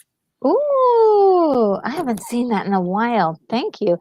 Well, I've got there's quite a few, but All About Eve is a good one. My mom likes that one. All About Eve. Okay. Mm-hmm. Oh, and here's the reason why she's also asking. I think for me, one for someone who said they would never watch a black and white movie. But, Let's see. There's also another movie that I really like. Is called Woman in the Moon.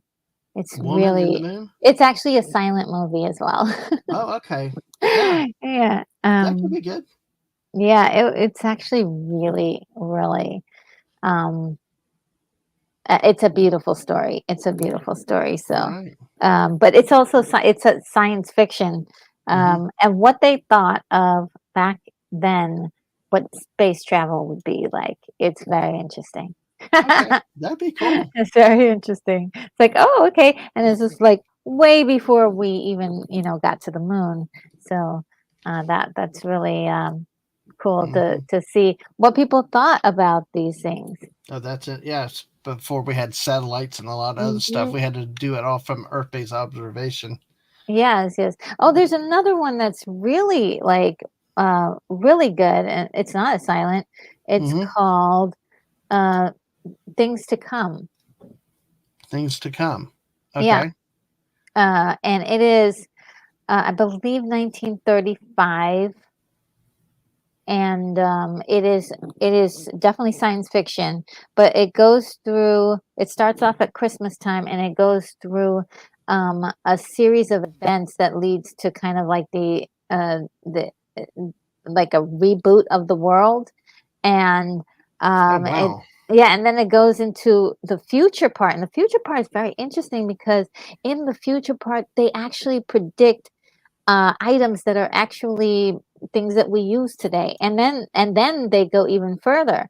So I thought that movie was very interesting. I was like, wow, what am I looking at? There may be some political things in there that's like that maybe you can ignore, but definitely as far as like looking at what the concept was of their idea of what the future would be, very very intriguing. And what is the title again? The Time to Come? It's called Things to Come. Things to Come. See, that sounds interesting. Oh, you'll see, like the visuals from that is going to blow your mind. Okay. Oh, 1930. Thank you so much, Mrs. Dadman. 1936. Yes. Yeah. All right. So Mrs. I usually have it off by a day or a year or so. Well, that sounds good. Also, when it says prisoner, that sounds cool too. But I guess there's another one because Buddy said there's one with William Shatner. I know William Shatner's been around a long time, but I don't know he's been around that long. So it's so cool. Yeah, we could all use a reboot. Exactly. So actually, it says, Things to Come 1936, story of a century, decades-long Second World War leaves plague and anarchy, then a rational state rebuilds civilization and attempts space travel. Yes. All right. I think we have one more thing to add to our watching list there. Oh, yes. So good. They have some funky-looking aircraft wings over the world. Oh, yeah. I thought it was really cool, especially how technologically, how they try to pull it off. really cool. And yeah, and the way they handle war is just like what? It's really cool. Yeah. Dave Bob came across a story long ago, The Road Less Traveled. I love the story. Wish I'd wrote it.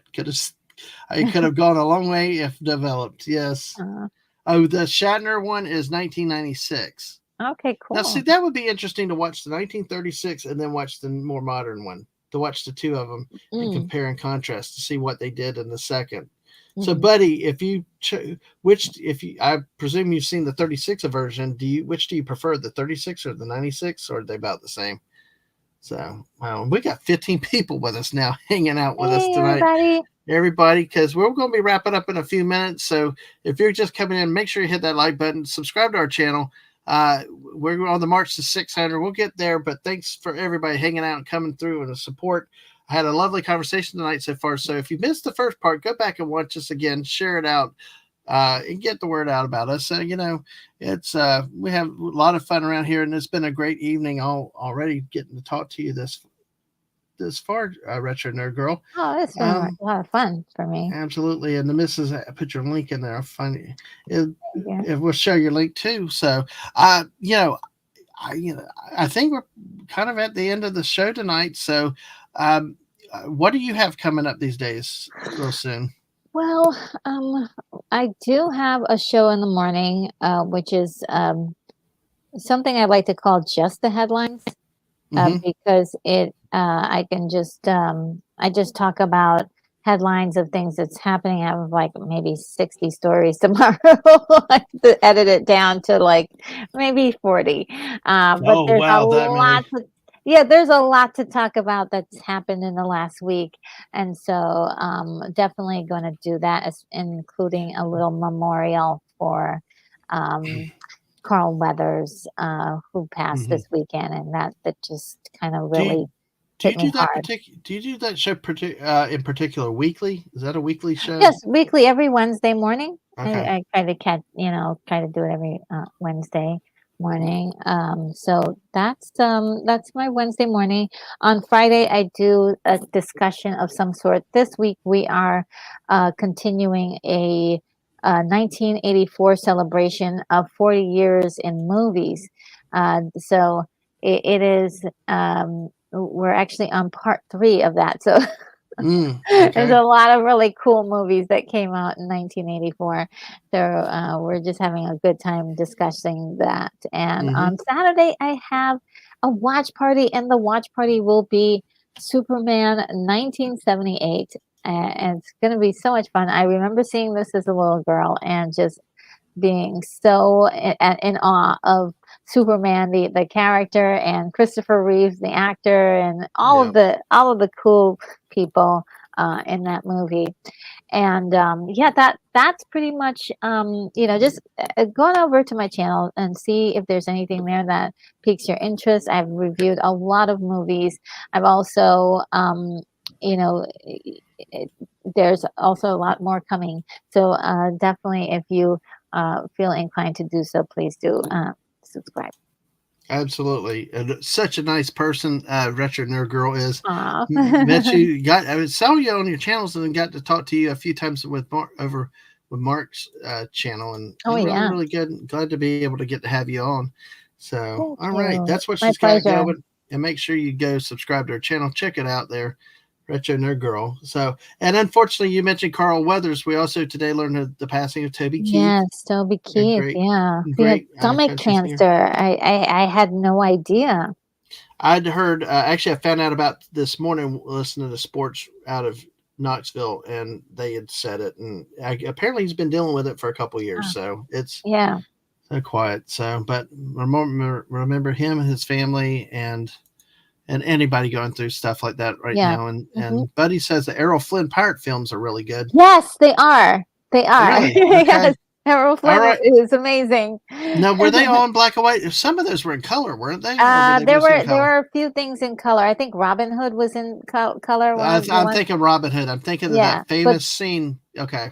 Yeah, but there's some older pirate films that he did that were in black and white as well. So I think at that point they were like switching between color and black and white. Not every film was was Yeah. in Yeah. color. So Yep. So, Mrs., you got a lot more black and white selections thanks to Retro Nerd Girl in the chat tonight. And of course, Snore Poopus is a Zelda fanatic.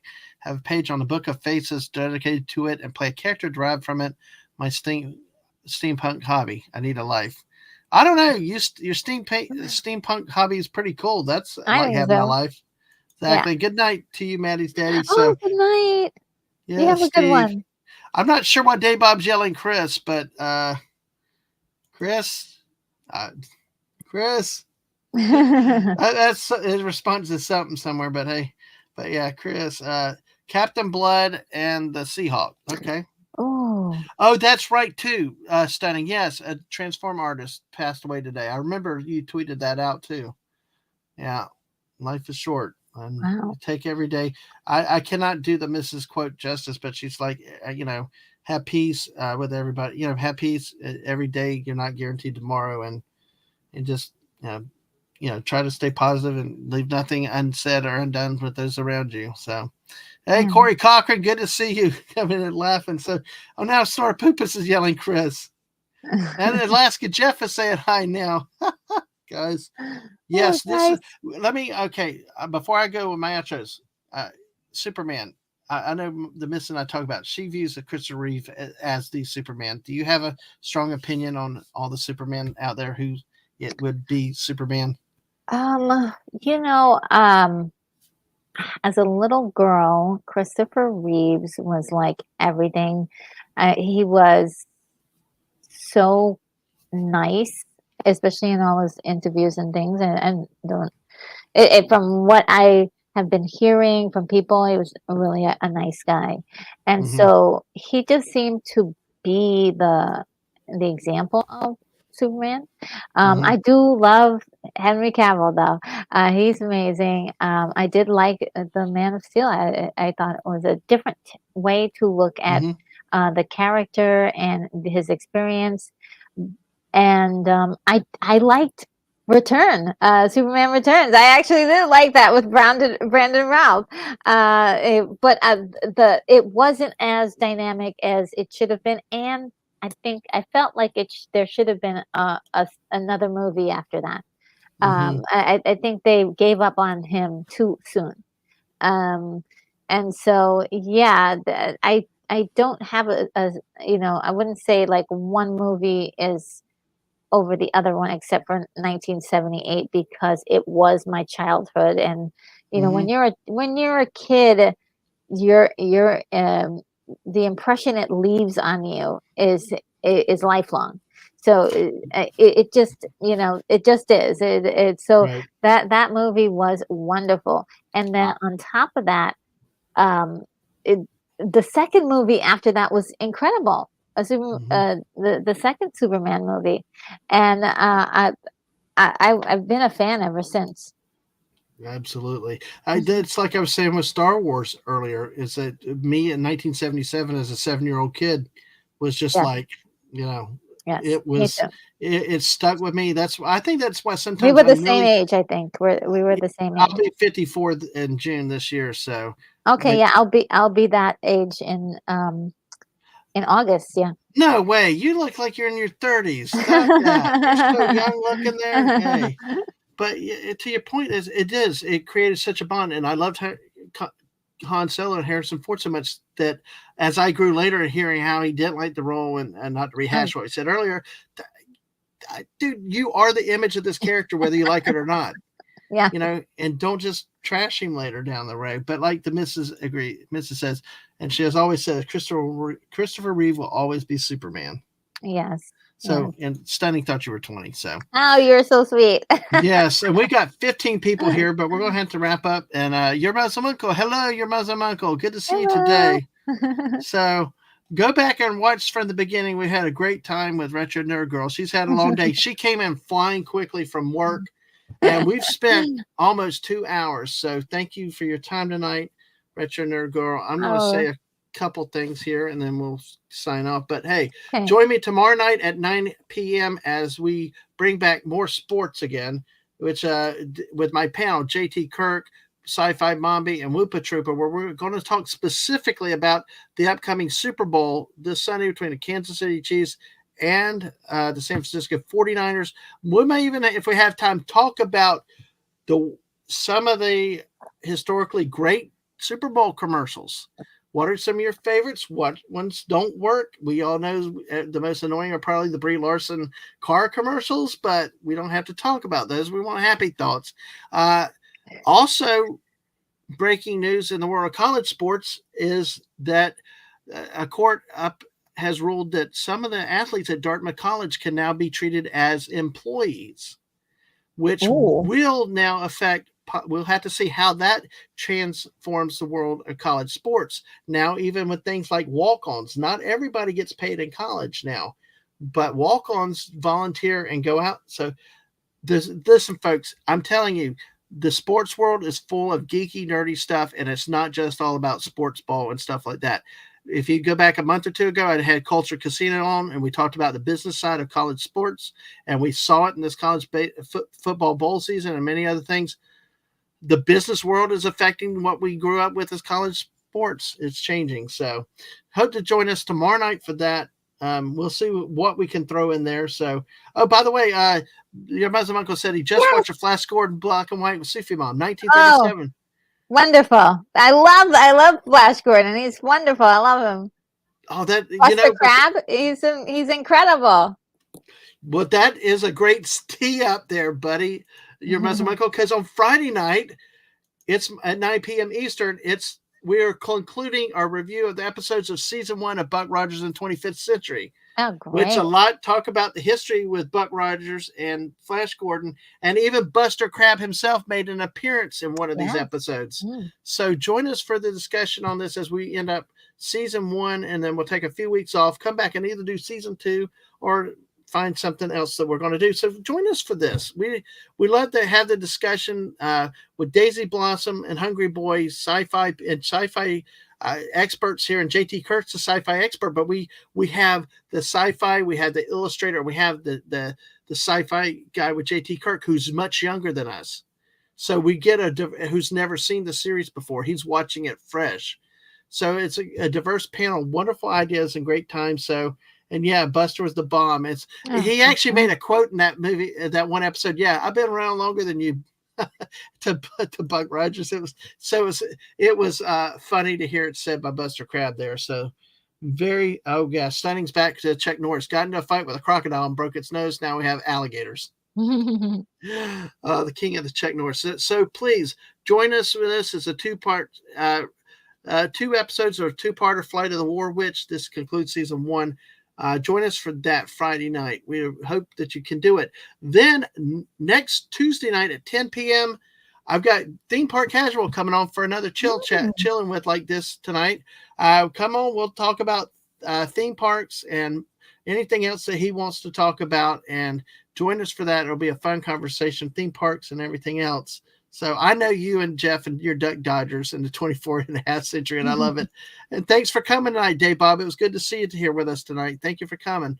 And everybody, make sure you've hit that like button. Make sure you're still subscribed, or if you've subscribed, we appreciate the support for the channel. And don't forget the Mrs. channel too. But Tuesday night at 10, we got Theme Park Casual. Then, of course, the standard things will be this is what I want to say. Yes, Stunning is still here. This is the artwork Stunning made here to the right. The Missus got the graphic here, all this, but the Peely Banana and the Sock Monkey, those are our date night characters that we use. The tuxedo. We had last son of Cade named us Bond, Peely Bond, and Miss Monkey Penny. So it's like great names that we have that. So. Oh, you would love to be on a stream with Snort? I would too. If Snort ever wanted to come on, he's got an open invitation. So, Dave Bob, if you worked it out with Snort, I'll make it happen. So, Banana Bond, and Miss Monkey Penny, Mrs. Monkey Penny. That's the name. Thank you, Mrs. for that. We love that name. But the great artwork by Stunning there. So, thank you for that. And like for a while, oh gosh. Cheap here, don't have a microphone. You can use phones, but I understand that too. Do you play Fortnite? No, I don't play any games because my life is too crazy. All right. Sorry, I wish I could. I wish I could. On that note, we're going to let her go. But here, real quick, chill chats are something that happen randomly when I decide to. And for about outside of Tuesday night stream, streaming for about a week is going to be off and on because of some things and logistical things we've got around here. The scheduled streams will be that. But Fortnite with Damian and friends. Actually, the missus and I are going to play Fortnite when we're done with this stream for a bit. So hopefully, y'all, if y'all are still up, can join us over there for that. These are random streams that will be running here. Late Night with Damian and friends is a squirrel show that will happen when we can do it, and any topic, and we bounce around from place to place. Live streams YouTube and Twitch at DadmanWalking55, also on Twitter at DadmanWalking55. So that is oh yes, we do something of a double date Fortnite thing. He's looking to get a double date. Well, you got to get a date. You get a date, we can make it happen. Stunning. So, but Retro Nerd Girl, it has been a blast to have you on with me tonight. It is an honor and a pleasure to have you. And you know, all the best to you, folks. Make sure you go check out her channel. It's a pleasure. And like I said, not just her, also check out the missus in the morning at 10 a.m. Eastern. Mrs. Dadman Walking. I'm not prepared with your link. Sorry about that. But if you want to throw that in real quick. But Retro Girl, thank you again for your time. Thank you for doing this. And if there's anything else you need or want, just don't hesitate to holler. And, you know, always love to have you on again and stuff and that kind of thing. So I appreciate all that you do in this time tonight. And I will keep going. You have the best time and much success to you, your channel. Oh, thank you. Because I will tell you, what makes to me are great streams are channels like yours. Because I can work, because honestly, I can listen to it safely at work. It's really? It's not drama, not politics. It just, and I don't like to just wear headphones and stuff.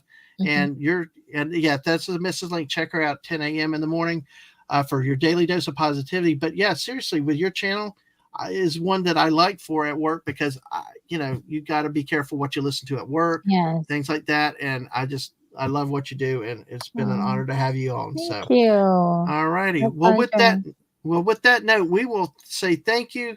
Good night, everybody, and we will see you the next time. Hopefully in a few minutes for Fortnite. Bye, all. Bye.